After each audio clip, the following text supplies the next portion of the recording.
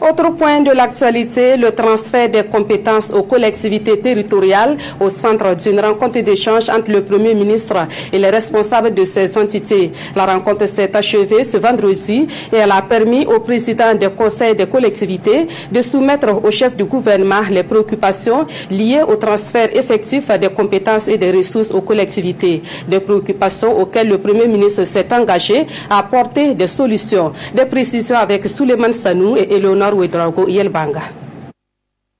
Ils attendaient un échange direct avec le Premier ministre. Ils ont eu droit à un discours prometteur sur leurs principales préoccupations. Les présidents des conseils de collectivités territoriales, à l'issue de leur rencontre avec le gouvernement, ont exposé au Premier ministre Paul Kabatieba les difficultés qui entravent le fonctionnement de leurs régions et communes.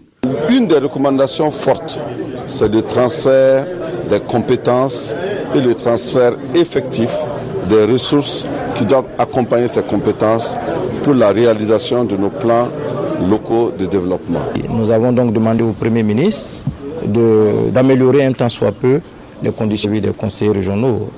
Nous savons toutefois qu'effectivement, c'est une position bénévole.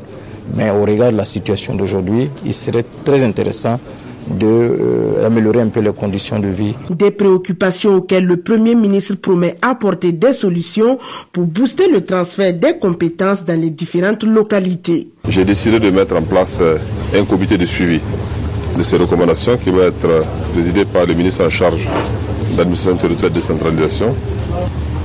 La question de dépenses transférées et de compétences transférées, on a pris un engagement dans le PNDS de porter donc les ressources transférées de 4% à 15% à l'échéance de 2020.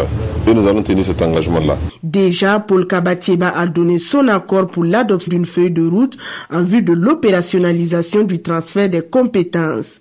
Il a également approuvé l'institutionnalisation de la rencontre entre le gouvernement et les présidents des conseils de collectivités territoriales qui devient ainsi une rencontre annuelle.